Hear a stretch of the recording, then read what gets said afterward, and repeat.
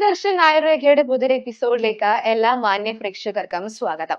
മാറാരോഗമെന്ന് വിശേഷിപ്പിച്ച പല അസുഖത്തിനും പ്രതിവിധി കണ്ടെത്തി വർഷങ്ങളായി മികച്ച ചികിത്സ ഉറപ്പാക്കുന്ന ആശുപത്രിയാണ് നമ്മുടെ വടകരയിലുള്ള തിരുവള്ളൂരുള്ള ആയുർദർശൻ എന്ന ആശുപത്രി. അപ്പോ ഇന്ന് നമ്മൾ ആയുർവേദയിൽ ചർച്ച ചെയ്യുന്നത് ഗർഭധാരണം മുതൽ പ്രസവ പരിരക്ഷ വരെയുള്ള ആയുർവേദ പരിചരണം എങ്ങനെയായിരിക്കും എന്നുള്ളതാണ്. ആയുർദർശൻ ആശുപത്രിയിലെ ഡോക്ടർ ആര്യമിത്രയാണ് നമ്മുടെ അതിഥി. എന്തായാലും ഈ വിഷയത്തെ കുറിച്ചുള്ള സംശയങ്ങളെല്ലാം തന്നെ നമുക്ക് ഡോക്ടറോട് ചോദിക്കാം. നമസ്കാരം ഡോക്ടർ. അപ്പൊ നമുക്ക് ഒരുപാട് സംശയങ്ങളുള്ള ഒരു വിഷയമാണ് ഈ ഗർഭധാരണം, പ്രസവ പരിരക്ഷ, അതിന്റെ ഇടയ്ക്കുള്ള ആ കാലഘട്ടം ഒക്കെ. അപ്പൊ ആദ്യമായിട്ട് അറിയേണ്ടത്, നമുക്ക് ഇപ്പൊ തന്നെ ഒരുപാട് സ്ഥലത്ത് ഈ പ്രസവ പരിചരണം ഒക്കെ കിട്ടുന്നുണ്ട്. അപ്പൊ അതിന് പുറമെ നമുക്ക് ഈ പ്രോപ്പർ ആയിട്ടുള്ള ഡെലിവറി കെയർ എങ്ങനെയായിരിക്കും, അതിനെ കുറിച്ച് ഒന്ന് പറഞ്ഞു. ഒരുപാട് ഇതിനെ കുറിച്ചുള്ള മിത്തുകളൊക്കെ കേട്ടിട്ടുണ്ട്. അപ്പൊ അതിനെ കുറിച്ച് ഒന്ന് വിശദാക്കി തരാൻ പറ്റുമോ? എങ്ങനെയാണ് അതിന്റെ കാര്യങ്ങൾ? ഓക്കെ. അപ്പം നമ്മൾ ഈ ഒരു വിഷയം പറയുന്നതിന് മുന്നേ ആദ്യം പറയേണ്ട കാര്യം എന്ന് പറയുന്നത്, പ്രസവിച്ച പാടുള്ള ഒരു സ്ത്രീയെ സൂതിക എന്നാണ് പറയുക. അപ്പൊ പ്രസവിച്ച് ആ 1.5 മാസം, ആദ്യത്തെ ഒരു 45 ദിവസം ഏറ്റവും ഇമ്പോർട്ടൻ്റ് ആയിട്ടുള്ള കാലഘട്ടമാണ്. ആ 1.5 മാസം അല്ലെങ്കിൽ നെക്സ്റ്റ് പീരിയഡ്സ് വരുന്നവരെയുള്ള സമയം, അതാണ് സൂതികാ കാലം എന്ന് പറയുന്നത്. അപ്പൊ ഈ ഒരു സൂതികാ കാലത്തിൽ നമ്മൾ ഗർഭസമയത്ത് എങ്ങനെ ഒരു സ്ത്രീയെ പരിപാലിച്ചോ അതേപോലെ തന്നെ വേണ്ട കെയറുകൾ കൊടുത്തിട്ട് അമ്മയും കുഞ്ഞിനെയും സംരക്ഷിക്കേണ്ട ഒരു കാലമാണ്. അപ്പൊ ഈ ഒരു സമയത്ത് നമ്മൾ കൊടുക്കേണ്ട ചികിത്സാ വിധികളും അതേപോലെ തന്നെ ഇമ്പോർട്ടൻ്റ് ആണ്. ഇപ്പം പ്രസവരക്ഷ എന്ന് പറയുന്നത് ഇപ്പം നിങ്ങൾ പറഞ്ഞതുപോലെ ഇപ്പം വളരെ കോമൺ ആണ്. പക്ഷെ അതിൽ ഏറ്റവും മനസ്സിലാക്കേണ്ട ഒരു കാര്യം, പ്രസവരക്ഷ എന്ന് പറയുന്നത് വെറൊരു കുട്ടിക്കളിയല്ല. അത് പ്രോപ്പറായിട്ട് ഡോക്ടേഴ്സിന്റെ അണ്ടറിൽ ആ ഗൈഡൻസോട് കൂടി ചെയ്യേണ്ട ചികിത്സാ വിധികളാണ് അതിൽ വരുന്നത്.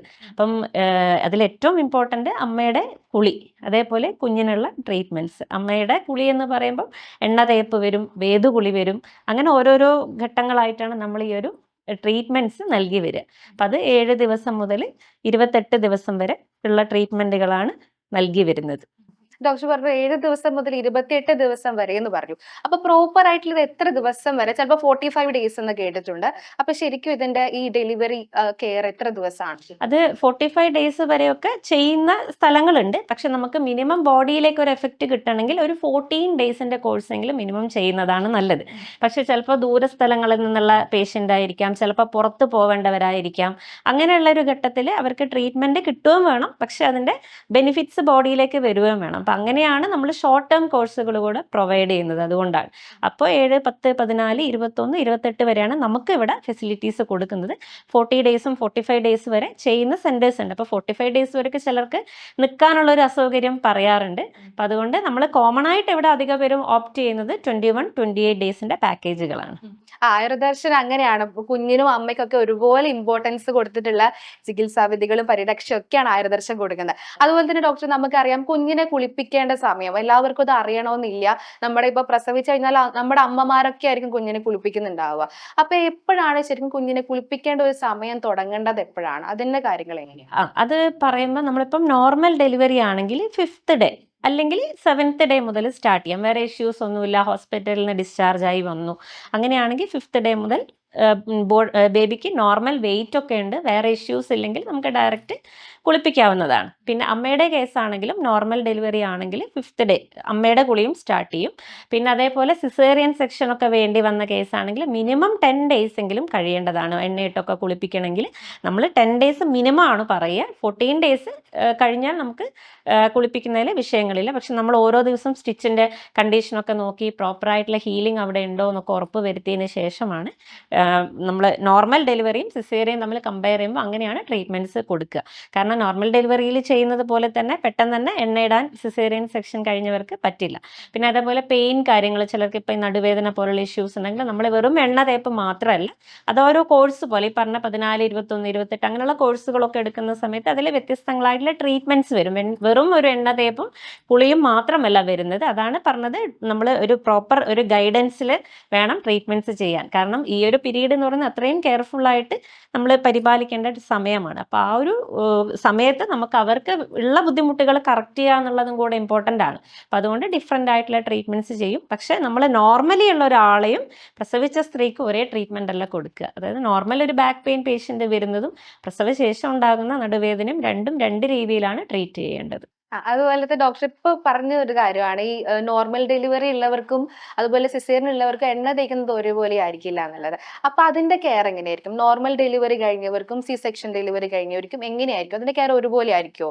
അതിന്റെ കാര്യങ്ങൾ അത് എങ്ങനെയാണ്? രണ്ടും ഡിഫറെൻ്റ് ആയിട്ട് തന്നെയാണ് ചെയ്യുക. നോർമൽ ഡെലിവറി നമ്മൾ ആദ്യം പറഞ്ഞതുപോലെ 5th ഡേ ഓൺവേർഡ്സ് ചെയ്യും. അതിൽ ഫസ്റ്റ് ഡേ നമ്മൾ വേദകുളി മാത്രമാണ് ചെയ്യുന്നത്. എണ്ണ ഫസ്റ്റ് ഡേ ഇടില്ല. കാരണം അവർക്ക് ഫസ്റ്റ് ഡേ എന്തൊക്കെയാണ് ഇഷ്യൂസ് എന്നുള്ളത് നോക്കണം, പെയിൻ കാര്യങ്ങളുണ്ടോ നോക്കണം. അപ്പം നമ്മളിവിടെ ട്രീറ്റ്മെൻറ്റ് കൊടുക്കുന്നത് നമ്മളെ തെറാപ്പിസ്റ്റുകളൊക്കെ നമ്മളെ അടുത്ത് ആദ്യം മുതലേ ഉള്ള ആൾക്കാരാണ്. നമ്മളിതിപ്പോൾ 9 ഇയേഴ്സ് ആയിട്ടുള്ള ഹോസ്പിറ്റലാണ്. അപ്പം നമ്മൾ അവർക്ക് എക്സ്ട്രാ ഒരു കോഴ്സ് കൂടെ, അതായത് ക്ലാസ് കൂടെ കൊടുത്തിട്ടാണ് നമ്മൾ അവരെ ഇതിലേക്ക് കൊണ്ടുവരുന്നത്. അതായത് അവർ പഠിക്കുന്നതിൽ ചിലപ്പോൾ ബേബി കെയർ ഒന്നും ഉണ്ടാവണമെന്നില്ല. അപ്പം നമ്മൾ വേറെ തന്നെ ഡോക്ടേഴ്സിൻ്റെ അണ്ടറിൽ അവർക്ക് പ്രത്യേകം ഹാൻഡ്സ് ഓൺ ക്ലാസ്സുകളൊക്കെ കൊടുത്ത് ബേബീനെ എങ്ങനെയാണൊക്കെ, ചിലപ്പോൾ ചിലരാണെങ്കിൽ സ്വന്തം കുഞ്ഞുങ്ങളെ തന്നെ പരിപാലിച്ചവരാവണമെന്നില്ല. അപ്പോൾ ആ ഒരു സമയത്ത് ഒരു ടെൻഷൻ സ്ട്രെസ്സൊക്കെ കൊണ്ട് വീട്ടിലുള്ള അമ്മമാരൊക്കെ ആയിരിക്കും ചിലപ്പോൾ കുളിപ്പിച്ചിട്ടുണ്ടാവുക. അപ്പോൾ ആ ഒരു അവരുടെ ടെൻഷനും സ്ട്രെസ്സൊക്കെ നമ്മൾ മാറ്റണം. അതിന് ശേഷമാണ് തെറാപ്പിസ്റ്റുകളെ വരെ നമ്മൾ ഇതിലോട്ട് കൊണ്ടുവരുന്നത്. പക്ഷെ നമ്മുടെ അടുത്തുള്ള സ്റ്റാഫുകളൊക്കെ ആദ്യം മുതലേ ഉള്ളവരാണ്. അവർ പ്രോപ്പർലി ട്രെയിൻഡ് ആയിട്ടുള്ള ആളുകളാണ്. അപ്പോൾ നമ്മൾ ഫസ്റ്റ് ഡേ സ്റ്റാർട്ട് ചെയ്യുന്ന സമയത്ത് അവർക്ക് എവിടെയൊക്കെയാണ് ഇഷ്യൂസ് എന്നുള്ളത് ഇവർ പ്രോപ്പറായിട്ട് നോക്കും. ഡ്യൂട്ടി ഡോക്ടറുടെ അണ്ടറിൽ ട്രീറ്റ്മെൻറ്റ്സ് ഒക്കെ നോക്കിയിട്ടാണ് ബാക്കിയുള്ള ട്രീറ്റ്മെൻറ്റ്സ് എങ്ങനെ വേണം എന്നുള്ളത് പറയുക. ഇപ്പോൾ സി സെക്ഷൻ ആണെങ്കിൽ ഈ പറഞ്ഞതുപോലെ ഫസ്റ്റത്തെ 10 ഡേയ്സിൽ എന്തായാലും ഓയിൽ മസാജും ഒന്നും ഉണ്ടാവില്ല. നമ്മൾ മെഡിക്കേറ്റഡ് ബാത്ത് മാത്രം. പിന്നെ വീട്ടിൽ എന്തെങ്കിലും അസൗകര്യം ഉള്ളവരാണെങ്കിൽ അവർ ഡയറക്റ്റ് ഈ പറഞ്ഞ പോലെ ഡിസ്ചാർജ് ആയിട്ട് നേരിട്ട് വരുന്നവരുണ്ട്. പക്ഷേ ഈ പറഞ്ഞ പോലെ ഇത്ര ഡേയ്സ് കഴിഞ്ഞാൽ മാത്രമേ നമുക്ക് അവർക്ക് ബാക്കിയുള്ള ട്രീറ്റ്മെൻറ്റ്സ്, എണ്ണ തേപ്പ് പോലെയുള്ള കാര്യങ്ങൾ കൊടുക്കാൻ പറ്റും. പക്ഷെ അതിന് മുന്നേ തന്നെ നമുക്ക് ഈ ഹെയർ പാക്കുകൾ, ബോഡി പാക്കുകൾ, ഫേസ് പാക്കുകൾ, ഹെഡ് മസാജ് അതൊക്കെ കൊടുക്കുന്നതിൽ വിഷയമില്ല. നമ്മൾ ബോഡിയിൽ സ്റ്റിച്ചിൻ്റെ ഭാഗത്ത് ഓയിലും കാര്യങ്ങളൊക്കെ ആക്കണമെങ്കിൽ ഈ പറഞ്ഞ ഡേയ്സ് കംപ്ലീറ്റ് ആവണം. അല്ലെങ്കിൽ അതിന് മുന്നേ തന്നെ സ്റ്റിച്ചിന് ഇഷ്യൂസ് ഇല്ല, പ്രോപ്പറായിട്ടുള്ള ഹീലിംഗ് ഉണ്ട്, പെട്ടെന്ന് തന്നെ ഹീൽ ആവുന്നുണ്ടെങ്കിൽ കുഴപ്പമില്ല, നമുക്ക് പെട്ടെന്ന് സ്റ്റാർട്ട് ചെയ്യാം. പിന്നെ ചിലർക്ക് ഈ പറഞ്ഞ പോലെ സ്റ്റിച്ചിൽ ഇൻഫെക്ഷനൊക്കെ വന്ന് ബുദ്ധിമുട്ടൊക്കെ ആവുന്ന കേസുകളുണ്ട്. അപ്പോൾ ആ ഒരു സമയത്ത് നമ്മൾ എക്സ്ട്രാ അതിന് വേണ്ടിയിട്ടുള്ള ധൂപനം പോലെയുള്ള കാര്യങ്ങളൊക്കെ കൊടുത്ത് പെട്ടെന്ന് തന്നെ, അതായത് വൂണ്ട് ഹീലിങ്ങിനെ പ്രൊമോട്ട് ചെയ്യാൻ വേണ്ടിയിട്ടുള്ള ട്രീറ്റ്മെൻറ്റ്സ് കൊടുക്കുന്നുണ്ട്. പിന്നെ ഈ പറഞ്ഞ പോലെ വേദകുളി എന്ന് പറയുന്നത് ഒരുപാട് മെഡിസിൻസ് വരുന്ന ഒന്നാണ് ഈ വേദവെള്ളം. അപ്പം അത് തന്നെ പ്രോപ്പർ ഹീലിങ്ങിനെ പ്രൊമോട്ട് ചെയ്യുന്നുണ്ട് എന്നുള്ളതാണ് സ്റ്റഡീസൊക്കെ കണ്ടെത്തിയിട്ടുള്ളത്. അപ്പം അതുപോലെ വൂണ്ട് പെട്ടെന്ന് ക്ലിയർ ആവാനൊക്കെ വേദകുളി സഹായിക്കുന്നുണ്ട്. അപ്പൊ അതുപോലെ ഡോക്ടർ ഈ കുഞ്ഞിനെ എണ്ണ തേപ്പിക്കുന്നത് പണ്ടൊക്കെ ഈ പാളയിലൊക്കെ കിടത്തിയിട്ടാണ് നമ്മൾ കുഞ്ഞുങ്ങളെയൊക്കെ എണ്ണ തേപ്പിക്കാറുള്ളത്. അപ്പോൾ അതിന്റെ ഒരു പ്രോസസ്സ് എപ്പോഴാണ് ഈ എണ്ണ തേപ്പിക്കുന്നത് തുടങ്ങാൻ പറ്റുക? അതിന്റെ കാര്യങ്ങൾ എങ്ങനെയാണ്? അതൊന്ന് പറഞ്ഞുതരൂ. കുഞ്ഞിനെ നമ്മൾ ഈ പറഞ്ഞ പോലെ ട്രീറ്റ്മെൻറ്റ് ചെയ്യുമ്പോഴും ശ്രദ്ധിക്കേണ്ട കുറച്ച് കാര്യങ്ങളെന്ന് പറയുന്നത്, ആദ്യത്തെ ദിവസം നമ്മൾ ഈ പറഞ്ഞ പോലെ മെഡിക്കേറ്റഡ് ബാത്ത് മാത്രമാണ് ബേബിക്കും ഉണ്ടാവുക. പിന്നെ കുഞ്ഞിനെ എണ്ണയിടുന്ന സമയത്ത് കെയർ കൊടുക്കേണ്ടതെന്ന് വെച്ചാൽ ചിലപ്പോൾ കുഞ്ഞിന് മഞ്ഞ ജോണ്ടിസിൻ്റെ ഇഷ്യൂസ് ഉണ്ടാവാം.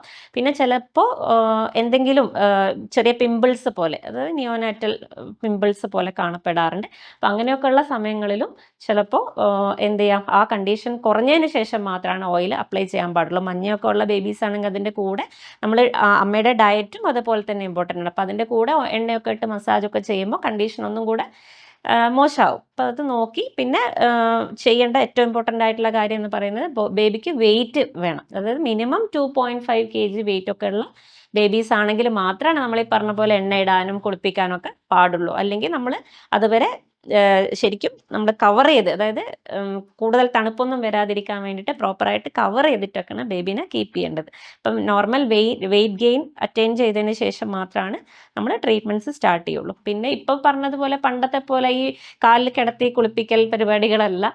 നമ്മളിതിനെ പ്രോപ്പറായിട്ട് ഡിസൈൻ ചെയ്തിട്ടുള്ള ബേബി ബാത്ത് സ്റ്റാൻഡ് ഉണ്ട്. ആ സ്റ്റാൻഡിൽ വെച്ചിട്ടാണ് കുഞ്ഞിനെ കുളിപ്പിക്കുന്നത്. അപ്പം കുഞ്ഞ് താഴെ വീഴുമോ എന്നുള്ള പേടിയോ കാര്യങ്ങളോ ഒന്നും വേണ്ട. അപ്പം തെറാപ്പിസ്റ്റുകളാണ് നിന്നിട്ട് അവർക്ക് കംഫർട്ടബിളായ രീതിയിൽ ആണ് ചെയ്യുന്നത്. നിലത്ത് കിടത്തുമ്പോൾ കൂടെയുള്ള ആൾക്കാർക്ക് ചിലപ്പം ഒരു ടെൻഷൻ ഉണ്ടാവാം, കുഞ്ഞ് സ്ലിപ്പായി പോകുന്ന പ്രശ്നം വരാം. അപ്പം ഇത് അങ്ങനത്തെ ടെൻഷൻ്റെ ആവശ്യമില്ല. നമ്മൾ പ്രോപ്പർ കെയറിലാണ് മസാജ് കാര്യങ്ങളൊക്കെ കൊടുക്കുന്നത്.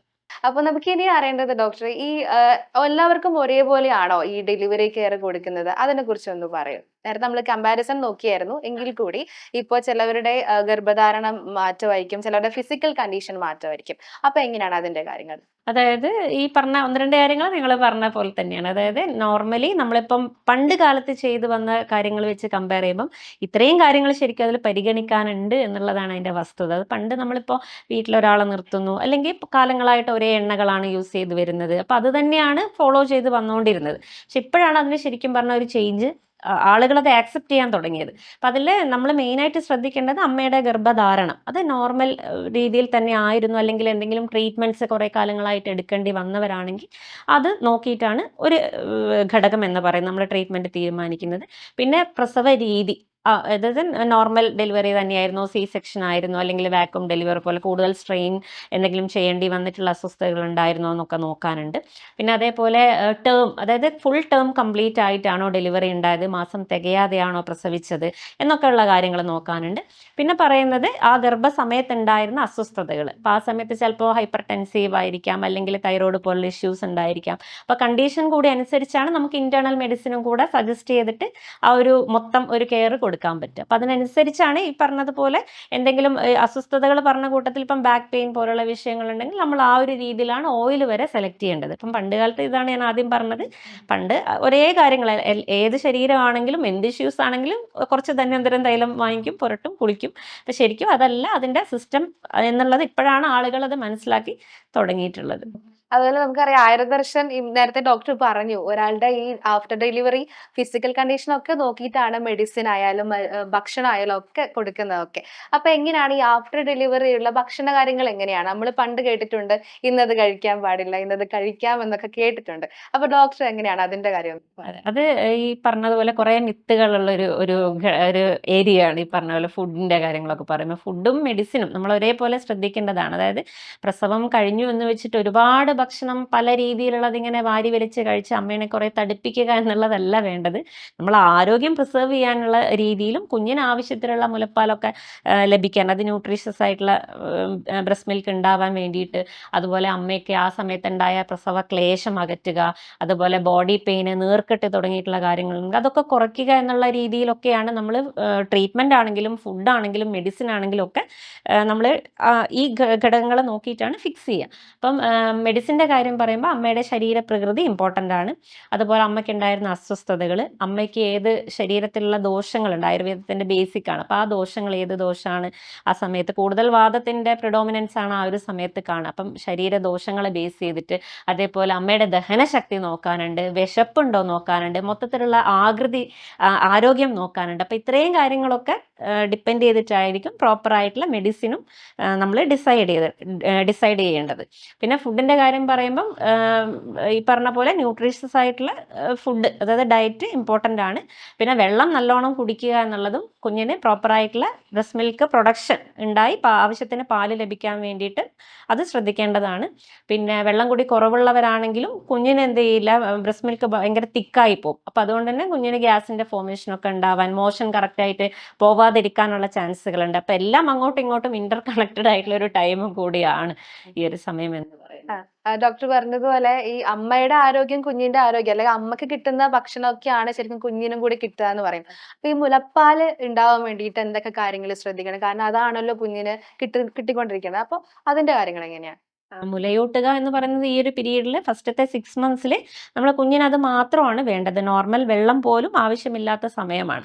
അപ്പം ബ്രസ്റ്റ് മിൽക്ക് കൂടാൻ സ്വാഭാവികമായിട്ടും ന്യൂട്രീഷ്യസ് ആയിട്ടുള്ള ബ്രസ്റ്റ് മിൽക്ക് ഉണ്ടാവാൻ വേണ്ടിയിട്ട് ഡയറ്റ് ഏറ്റവും ശ്രദ്ധിക്കേണ്ടതാണ്. അതിൽ പറയുന്നത് നമ്മളിപ്പോൾ ചെറുപയർ മുളപ്പിച്ചത്, റാഗി, അതുപോലെ ഓട്സ്, ഇതൊക്കെ ബ്രസ്റ്റ് മിൽക്ക് ഉണ്ടാവാൻ വേണ്ടിയിട്ട് സഹായിക്കുന്നുണ്ട്. അതുപോലെ വെളുത്തുള്ളി, പിന്നെ ജീരകം, പെരുംജീരകം, അതൊക്കെ എള്ള്, ഇതൊക്കെ പ്രോപ്പറായിട്ട് കഴിക്കുന്നത് ബ്രസ്റ്റ് മിൽക്കിനെ സപ്പോർട്ട് ചെയ്യുന്നുണ്ട്. പിന്നെ വെള്ളം നല്ല രീതിയിൽ കുടിക്കാൻ പറയും. പിന്നെ സീസണലി അവൈലബിൾ ആയിട്ടുള്ള ഫ്രൂട്ട്സ്, അത് നമ്മളൊരു ബൗളിൽ കഴിക്കേണ്ട ക്വാണ്ടിറ്റിയിലാണ് സജസ്റ്റ് ചെയ്യാറ്. അപ്പം അത് ഏതാണോ ആ സീസണിൽ അവൈലബിൾ ആയിട്ടുള്ളത് സെലക്ട് ചെയ്യുന്നതാണ് നല്ലത്. പിന്നെ വെജിറ്റബിൾസ് എപ്പോഴും നമ്മൾ കഴിക്കുന്ന സമയത്ത് ഒരു 3 കപ്പോളം വെജിറ്റബിൾസ് ഈ ലാക്ടേറ്റിംഗ് മദർ കഴിക്കണമെന്നാണ് പറയുന്നത്. പിന്നെ അതേപോലെ പാല്, അതായത് ഡയറി പ്രൊഡക്ട്സ് കൂടുതലായിട്ട് ഉപയോഗിക്കുക. ചിലരിപ്പോൾ പാല് കൂടുതൽ ഉപയോഗിക്കാത്തവരാണെങ്കിൽ അത് വെജിറ്റബിൾസിൽ ബാലൻസ് ചെയ്യേണ്ടതാണ്. പിന്നെ അതുപോലുള്ളതാണ് non veg items. Non veg ഐറ്റംസും ഈ പറഞ്ഞതുപോലെ ചിലരിപ്പം ഡെലിവറി കഴിഞ്ഞ ഉടനെ കൊടുക്കുന്നത് കാണാറുണ്ട്. പക്ഷേ ശരിക്കും പറഞ്ഞാൽ ഒരു 10 days 14 days ഒക്കെ ആകുമ്പോൾ നോൺ വെജ് മെല്ലെ സ്റ്റാർട്ട് ചെയ്യുന്നതാണ് നല്ലത്. പിന്നെ അതേപോലെ ചെറിയ രീതിയിൽ വേവിച്ച മീനുകൾ ഉൾപ്പെടുത്തുന്നതാണ് നല്ലത്. ആദ്യം തന്നെ ഇപ്പം ഹെവി ആയിട്ടുള്ള സാധനങ്ങൾ, നോൺ വെജ് കൂടുതൽ പ്രിഫർ ചെയ്യുന്നവരാണെങ്കിൽ ഹെവി ആയിട്ടുള്ള ഡയറ്റ് കൊടുക്കാതിരിക്കുന്നതാണ് നല്ലത്. പിന്നെ കുരുമുളകാണ് കൂടുതൽ ഉപയോഗിക്കാൻ സജസ്റ്റ് ചെയ്യുക. നോർമൽ ചുവന്ന മുളകിനേക്കാളും നല്ലത് കുരുമുളകാണ്. അപ്പോൾ ഡയറ്റിൽ ഇത്രയും കാര്യങ്ങളും കൂടെ ഇമ്പോർട്ടൻ്റ് ആണ്.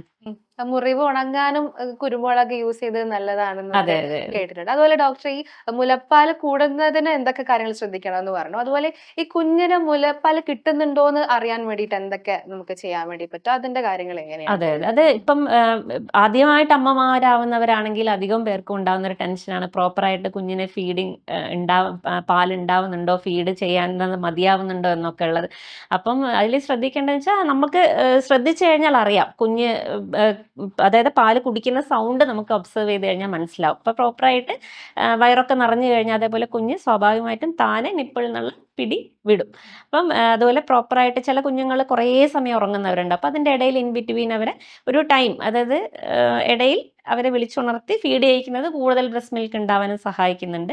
പിന്നെ ഉള്ളത് കുഞ്ഞിൻ്റെ മോഷൻ കറക്റ്റായിട്ട് പോകുന്നുണ്ടോ എന്നുള്ളത് നോക്കുക. 2-3 തവണയൊക്കെ ചിലപ്പോൾ കുഞ്ഞുങ്ങൾ മോഷൻ പോകുന്നവരുണ്ടാവാം.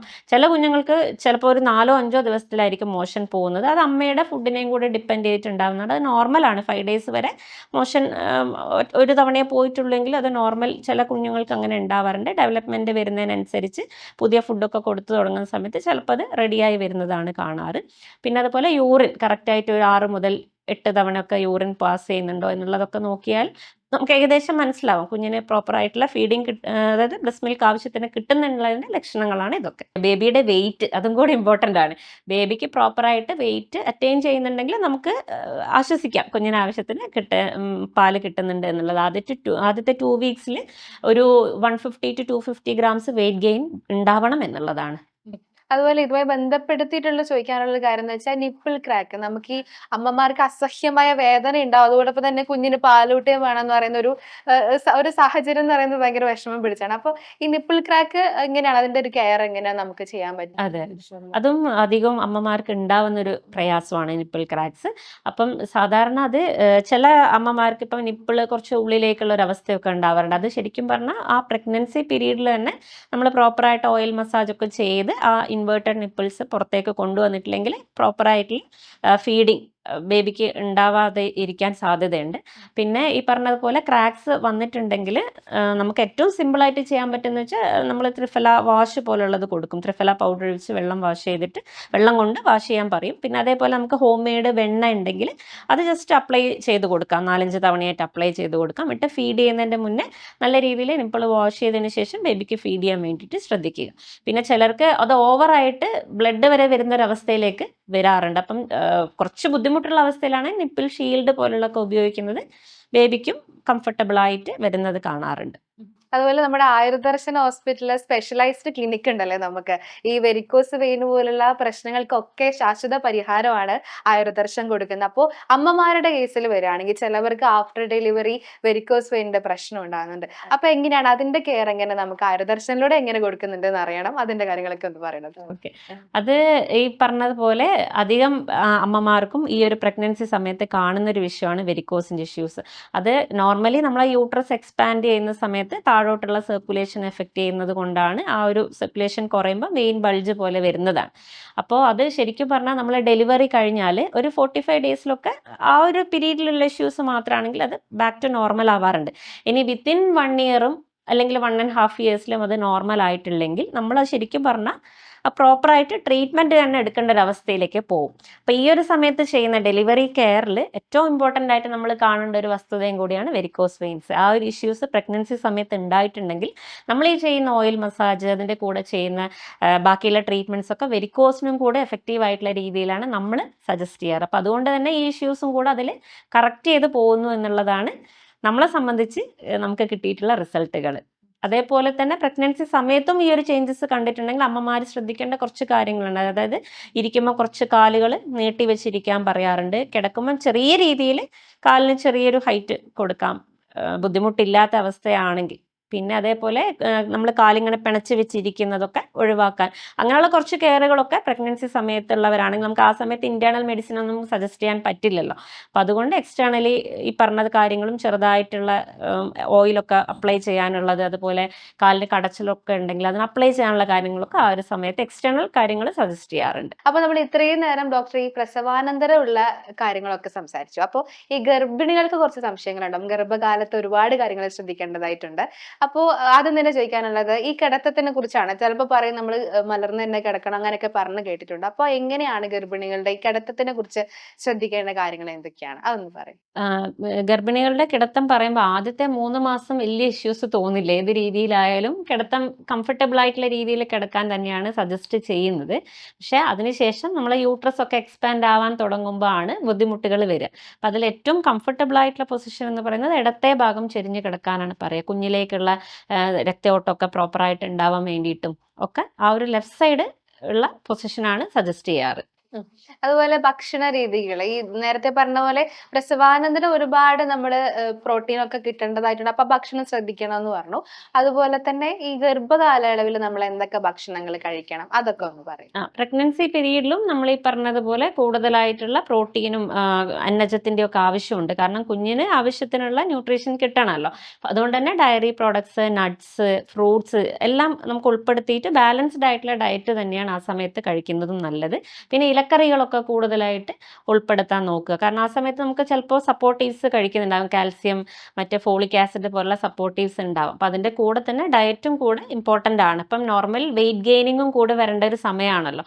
അമ്മയ്ക്ക് കഴിക്കുന്ന ഫുഡിലൂടെ തന്നെയായിരിക്കണം കുഞ്ഞിൻ്റെ ന്യൂട്രീഷനും ഉണ്ടാവുന്നത്. അപ്പം അതേ സമയത്ത് ഇപ്പം ചില അമ്മമാർ ഈ ഇത് പറയുന്ന കൂട്ടത്തിൽ നമുക്ക് പറയാൻ പറ്റുന്നതാണ് ഈ ഗർഭസമയത്ത് ഉണ്ടാകുന്ന ഛർദി. അപ്പം പ്രോപ്പറായിട്ട് ഫുഡ് കഴിക്കാൻ പറ്റാത്ത അമ്മമാരാണെങ്കിൽ ചിലപ്പോൾ കുഞ്ഞുങ്ങൾ അമ്മയുടെ ബോഡിയിൽ നിന്ന് ആ ന്യൂട്രീഷൻ വലിച്ചെടുക്കുന്നത് ഉണ്ടാവുന്നതായിട്ട് പഠനങ്ങൾ പറയുന്നു. അപ്പോൾ അതുകൊണ്ട് തന്നെ ചിലപ്പോൾ അമ്മമാർക്ക് കുറച്ച് കഴിയുമ്പോൾ കാൽസ്യം ഇതൊക്കെ കുറവ് വരുന്നതായിട്ടും ചിലപ്പോൾ പറയാറുണ്ട്. അപ്പം അതുകൊണ്ട് തന്നെ ഈ സമയത്തുള്ള ന്യൂട്രീഷൻ ഇമ്പോർട്ടൻ്റ് ആണ്. ഡയറ്റ് നമ്മൾ ശ്രദ്ധിക്കേണ്ടതാണ്. ഡോക്ടർ ഇപ്പൊ പറഞ്ഞ പോയിന്റിൽ അതായത് ചിലവർക്ക് നല്ലോണം ഛർദി ഉണ്ടാവും, തലകറക്കം ഉണ്ടാവും ഗർഭകാലയളവിൽ. അപ്പൊ അതിനെ പ്രിവെന്റ് ചെയ്യാൻ എന്തൊക്കെ ശ്രദ്ധിക്കണം? അതുപോലെ തന്നെ അതിന്റെ കാര്യങ്ങളൊക്കെ എങ്ങനെയാണ്? അതായത് ഈ സമയത്ത് ഉണ്ടാകുന്ന ഹോർമോൺ ചേഞ്ചുകളാണ് ഈ പറഞ്ഞതുപോലെ കൂടുതലായിട്ടുള്ള ഛർദി, തലകറക്കം മുതലായവ ഒക്കെ ഉണ്ടാക്കുന്നത്. അപ്പം ഹ്യൂമൻ കോറിയോണിക് ഗൊണാഡോട്രോപ്പിൻ, അതായത് HCG എന്ന് പറയുന്ന ഹോർമോൺ കൂടുതലായിട്ട് റിലീസ് ചെയ്യുന്നത് കൊണ്ടാവാം ചിലപ്പോൾ ഈ സമയത്ത് ഉണ്ടാവുന്ന ഛർദി. അത് അല്ലെങ്കിൽ പ്ലാസൻ്റയിൽ വരുന്ന എന്തെങ്കിലും ഇഷ്യൂസ് കൊണ്ടുണ്ടാവാം. അല്ലെങ്കിൽ ചിലപ്പം ട്വിൻ ബേബീസ് ആണെങ്കിൽ കൂടുതൽ ഹോർമോൺസ് ഉണ്ടാവുമല്ലോ. അപ്പം അങ്ങനെയും പറയാറുണ്ട്. അപ്പം കറക്റ്റായിട്ട് പേഴ്സൺ ടു പേഴ്സൺ അതിൻ്റെ കാരണങ്ങൾ വ്യത്യസ്തമായിരിക്കും. അപ്പോൾ ഈ ഒരു റീസൺസ് ഉണ്ടെങ്കിൽ നമ്മൾ മാക്സിമം വെള്ളം എന്നുള്ള രീതിയിൽ, അതായത് വാട്ടറി ആയിട്ടുള്ള ഫുഡുകൾ കൂടുതൽ ഉൾപ്പെടുത്തുന്നതാണ് നല്ലത്. ജ്യൂസ് പോലുള്ള കാര്യങ്ങളൊക്കെ. ചിലർക്ക് ഫുഡ് കഴിക്കാനേ ബുദ്ധിമുട്ടായിരിക്കും, വെയിറ്റ് ലോസ് ഒക്കെ വരുന്നുണ്ട് എന്നുണ്ടെങ്കിൽ പ്രോപ്പറായിട്ട് നമ്മൾ ആ സമയത്ത് ഡോക്ടറെ കണ്ടിട്ട് അതിൻ്റെ രീതിയിലുള്ള കാര്യങ്ങൾ ചെയ്യേണ്ട. ചിലപ്പോൾ ഡ്രിപ്പ് ഇടാണ്ടി വരാറുണ്ട്, IV പോലുള്ള കാര്യങ്ങളൊക്കെ ചെയ്യേണ്ടി വരാറുണ്ട്. പിന്നെ നമുക്ക് വലിയ ഇഷ്യൂസ് ഇല്ല, നോർമലി ഉണ്ടാകുന്നൊരു വൊമിറ്റിംഗ്, മോർണിംഗ് സിക്നസ് പോലുള്ള ഇഷ്യൂസ് ഒക്കെ ആണെങ്കിൽ മലര് നല്ല എഫക്റ്റീവായിട്ട് കണ്ടിട്ടുണ്ട്. മലരുണ്ടല്ലോ നമ്മളെ പൂജാ സമയത്തൊക്കെ ഉപയോഗിക്കുന്ന, മലരിട്ടിട്ടുള്ള വെള്ളം കുടിക്കുക. മലര് നമുക്ക് ഡിഫറെൻ്റ് ആയിട്ടുള്ള റെസിപ്പീസ് ഉണ്ട്, ആ പ്രിപ്പറേഷൻസ് ഒക്കെ ഉണ്ടാക്കി കഴിക്കുന്നത് വലിയ ഇഷ്യൂസ് ഇല്ലാത്തവർക്ക് റിസൾട്ട് കാണുന്നതായിട്ട് കണ്ടിട്ടുണ്ട്. അതുപോലെ മെഡിസിന്റെ കാര്യങ്ങൾ എങ്ങനെയാണ്? നമ്മൾ ഈ ഒരുപാട് മെഡിസിൻ കഴിക്കണം എന്ന് പറയുന്നവരുണ്ടാവും.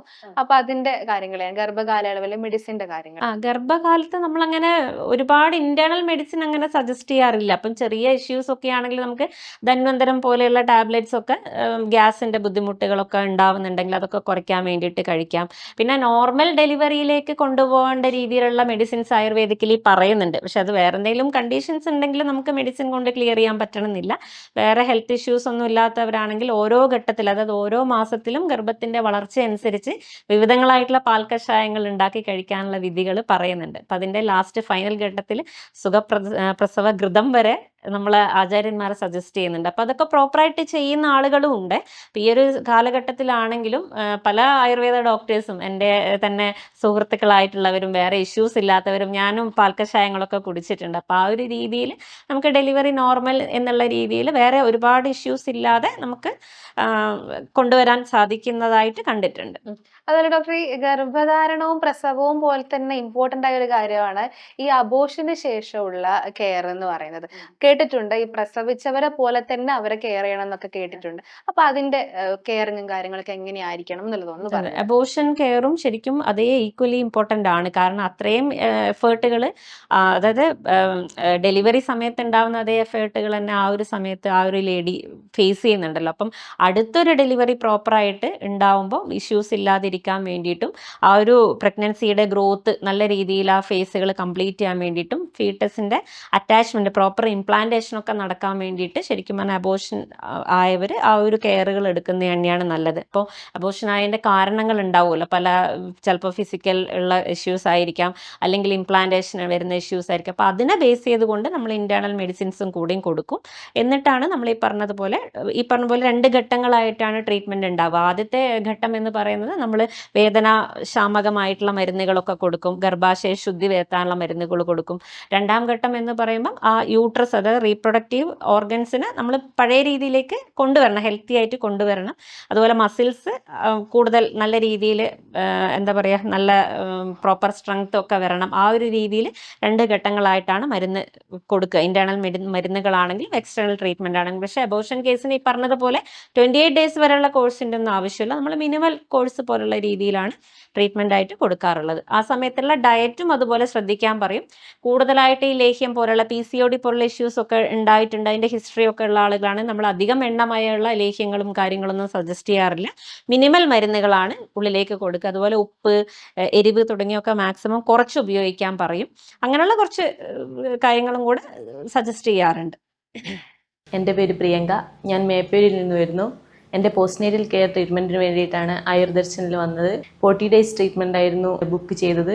ഡെലിവറിക്ക് ശേഷം ആഫ്റ്റർ നല്ലൊരു കെയർ വേണമെന്ന് ആഗ്രഹം ഉണ്ടായിരുന്നു. അങ്ങനെയാണ് ആയുർദർശനെ കോൺടാക്ട് ചെയ്യുന്നത്. ഇവിടുത്തെ സ്റ്റാഫുകളാണെങ്കിലും ഡോക്ടേഴ്സ് ആണെങ്കിലും എല്ലാവരും നല്ല ഫ്രണ്ട്ലി ആണ്. നല്ല സർവീസാണ് എനിക്ക് ഇവിടെ നിന്ന് ലഭിച്ചത്. എസ്പെഷ്യലി എൻ്റെ തെറാപ്പിസ്റ്റ് ആരതി നല്ല രീതിയിൽ എനിക്ക് ട്രീറ്റ്മെൻറ്റ് തന്നു.